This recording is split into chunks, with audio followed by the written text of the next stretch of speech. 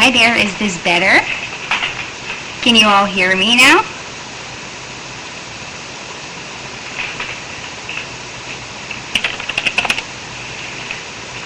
Okay, wonderful. Thank you so much for offering to help me out. You're the best participants ever.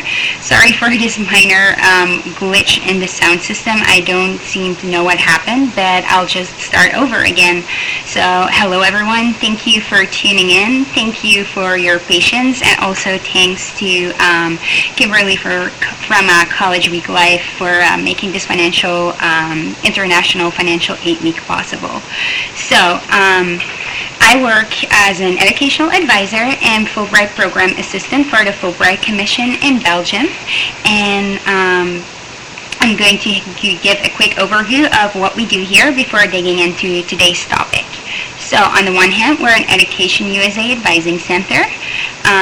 We help students navigate the U.S. admissions process. We do outreach at local schools just to promote U.S. higher education abroad. And on the other hand, we're also a Fulbright Commission. So we manage the Belgium-U.S. bilateral Fulbright program, as well as a specific program for the European Union called Fulbright Schumann. So you all decided to apply to graduate school in the U.S., which is wonderful. So how to start? The most important thing when considering applying for financial aid is to do research. Financial aid requires as much research as actually choosing a school and applying to the school as well. It's actually really useful if those two are simultaneous processes, but because seeking out the adequate financial aid is also something that could take quite some time. So you also need to keep in mind that the cost of graduate school can be highly variable according to three main factors, which at first is the institution. Private institutions generally have higher tuition than public schools or public institutions, but then again, they might also have more funding available because they have more private donors. So that's something very institution specific and something you will have to take into account when looking at schools as well. On the other hand, there is the program. If you are applying for a regular master's program or a PhD program, those are generally less expensive than when you're applying to professional programs. And what are professional programs? Things like an MBA, things like medicine or law school and things like that. They generally have a higher cost of tuition as well.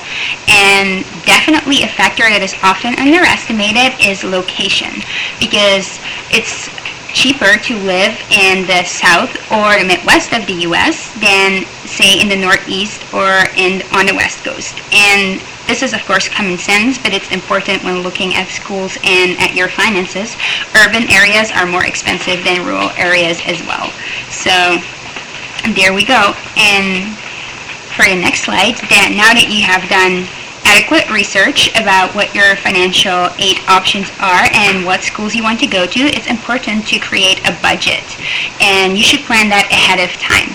You should assess the total cost of graduate school, because whereas tuition is often the most expensive factor in going to graduate school in the U.S., it's not the only thing that you'll have to pay for. There are fees such as school insurance or access to sports facilities, living expenses, housing, your personal expenses, food, other things that are required. So that's definitely something to take into account as well. And for an average estimate of that, it's really useful to look on your school's website, because most U.S. universities have recently been required to have an average cost calculator on their website, both for tuition and for total cost of attendance as well. So after you have a general idea of how much your stay is going to cost you, you should plan how much funding will come from what funding source. And that's important, because are you applying to be a research assistant or a teaching assistant, do you have adequate personal funds to maybe cover half of your stay? Maybe you are already working and your employer is willing to fund or to contribute to your graduate education. Are you applying for external scholarships like Fulbright scholarships? These are all factors to take into account because they will contribute differently to, of course, the costs that you will have to pay.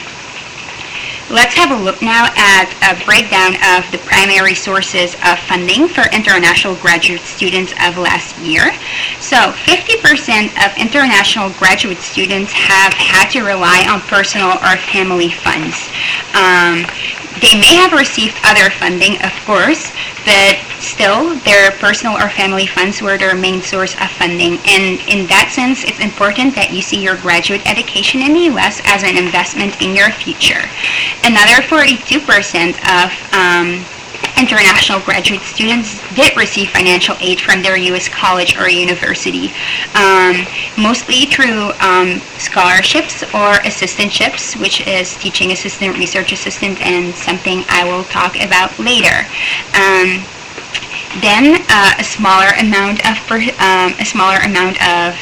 students, 8% total, has had sponsorship or financial aid from a foreign government, the U.S. government, or private sponsors, both U.S. and foreign. Private sponsors are, for example, companies or academic associations working for a specific academic field. So there's that. And it's also important to note that international students will have to compete with American students for financial aid.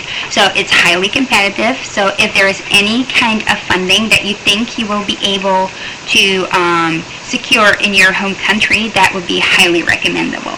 So let's go on to the next slide. And there are actually 5 main sources of funding for international graduate students in the U.S. And I will go over these now in the next couple of slides. There is institutional or university funding, as in scholarships and assistantships, which can be administrative, a teaching or a research assistantship, fellowships, loans, employment, and external funding. So let's start with assistantships and fellowships granted by U.S. universities, usually in addition to need or merit-based financial aid. What that means is that you automatically get an amount of money upon enrolling in the university, either based on financial need or on merit, which can be academic, just that you have a great academic record, or if you have any special talents. So let's have a look at that. Assistantships can be work opportunities provided by the U.S. university, or most likely for graduate students, specific academic departments, which generally include up to 20 hours of work a week. And they can provide tuition, a living stipend, or a modest salary. And you can help professors with their research. You can help professors teach undergraduate courses and help them grade papers, or you can do administrative work for the university. Academic departments positions are usually really coveted positions, so if you're applying, it's really important to state your interest in the position up front. But this is a really good way to actually get part of your tuition or part of your funding, especially as graduate students, so you can also do meaningful contributions to several kinds of research. Fellowships can be merit or need-based, but mostly they are based on academic merit, and they carry usually no teaching or research work or obligations. They are offered by universities, but also by foundations or associations or other external organizations. And they can cover costs, they offer programming, and in some cases they also can offer your visa and other kinds of sponsorship and insurance. It's also important to take into account that a lot of funding is actually related to academic fields. So maybe not surprisingly, STEM fields, science, technology, engineering, and math have the most funds available. Last year, 82% of PhD candidates and 55% of master's candidates were funded by their university if they were working in a science field. For humanities and social sciences, funding is definitely harder to come by, but still 56% of PhD candidates and 41% of master's students were funded by their university for their graduate education.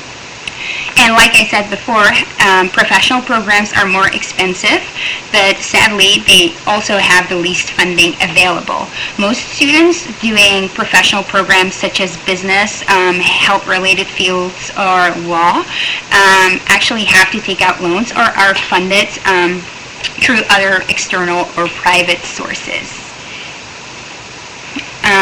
Here is a list of organizations and fellowships and associations available that can actually help you fund your education if you are in the sciences. So this is just a list for you to look at. These are mostly professional organizations, but those are generally really invested in helping out graduate students and providing funds to them as well. I have another one for the humanities. Of course, there are more, but these are good sources to start with when you're working in the arts, when you're working in philosophy or in social sciences. Research associations or organizations in general can help you, even if you have any specific questions about funding in the field. Those are good places to go to. Next up, we have external funding, and what I call external funding is anything that's not university funded. So that can be a private sponsorship by one of those organizations I just mentioned, or from companies. That can also be government sponsorships, such as Fulbright Awards, which are government-funded awards by the U.S. government and by the government of the country the bilateral agreement was made with. And of course, in some cases, there is also funding available from students' home countries' governments, or companies, of course, as well. Next up is that's the next one, I'm sorry, loans. So student loans are very common for American students, and they can also qualify for loans from the federal government, which international students cannot do. However, some private banks or other financial institutions do give loans to international students, but they're usually at a higher interest rate, and they can only be obtained with the support of an American cosigner, which can make the payments should you default a loan. So that's really hard and usually not to be recommended. An interesting option, though, if you are considering loans and you are a citizen of the European Union. I don't know where most of you are tuning in from, but looking at the questions, I can see that some of you are tuning in from Europe, so that's great. Something called the Fernand Lazare Foundation offers interest-free loans to EU citizens wanting to study or do research in the US of up to 25,000 euros. So that's definitely an interesting option if you are looking at loans to supplement your funds for graduate school. Another option is employment on campus or off campus, but this is not going to significantly help you cover costs. Average a year you can earn $1,500 to $2,500, which can help you with your living expenses or your room and board, of course. So you are allowed to work up to 20 hours a week when classes are or school is in session, and 40 hours a week during school breaks. And if you have completed your first full year, you can also qualify for off-campus work. But these things are definitely tricky, and you should always check with an on-campus advisor what your options are for employment, of course. So the other slide I have here is an overview of EU Fulbright offices. And if you're not tuning in from the EU or from Europe again, most countries will have a Fulbright Commission or a Fulbright program because it's very well represented throughout the world. So there we go. And then I reserved some time for questions because I see that most of you have many. So I just wanted to go through the generalities in this presentation and address your specific concerns in the questions. So I'm going to go all the way up. Let's have a look. So, Vale asked, what are the opportunities for a French student seeking to study in the U.S. in terms of funding? That's, of course, a general question that I have addressed in my presentation. Depending on what you are working on, you can definitely look at what the university can offer you, whether it's general scholarships or grants upon enrollment, or you can express your interest in any assistantship, and that will significantly help you cover the cost of your graduate education. France also has a Fulbright program, of course. So Fulbright programs are based on citizenship. So if you contact your Fulbright office in France and you're interested in applying, they can definitely help you with that too. Let's have a look at other questions. Celestine from Norway asked, how do I fund my graduate studies? I applied to Michigan Tech for a PhD position. Well, congratulations on having chosen a school and having applied to it. For PhD positions, actually all the same things go. There are a lot of, most funding opportunities are available for research and PhD research, and you can also do assistantships. So that's definitely going to help you. In case of a PhD, it's also important to know your contacts. Depending on what you're going to study or what field or department you are working with, seek out specific professors. Make contact with them beforehand. Express your interest in their work. So when you actually go to the school or when they review your application, they will know, they will remember you. And direct contact with professors is very common in the U.S. and also much appreciated. So you can ask them about what funding specifically their department has to offer you if you give them a clear proposal or a clear view of what you plan to do with them. So for you, I would definitely recommend seeking out specific professors and asking them specific questions about funding for your research or what field your PhD is in.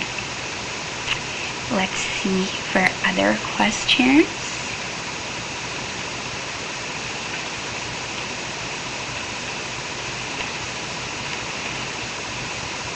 Let's see, so someone asked finance or scholarships for their MBS in the USA. So, like I said, that's one of the harder fields to find funding for. But it's still possible, of course. You can look at specific organizations dealing in that or working in that field. You can apply for assistantships again. And depending on where you are writing from, you can also try to apply for Fulbright scholarships or other government scholarships available. Let's see for other questions.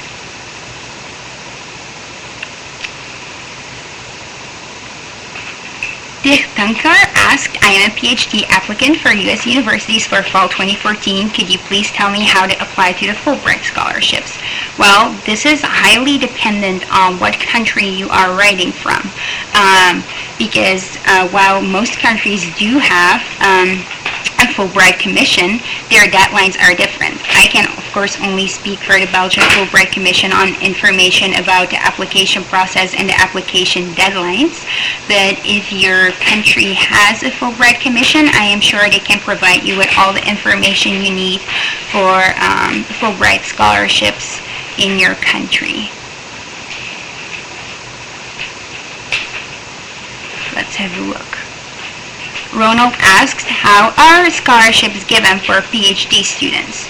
Well, like I said before, PhD research has most funding available because it also makes the greatest contributions to a university, of course.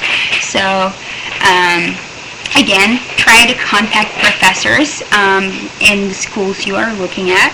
Try to establish contact with them and ask them right away what opportunities they have available for you. this is really a good way to establish contact and also secure possible funding in that department.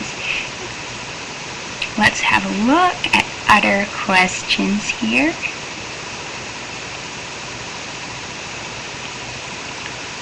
Does Fulbright offer funding for PhD economics?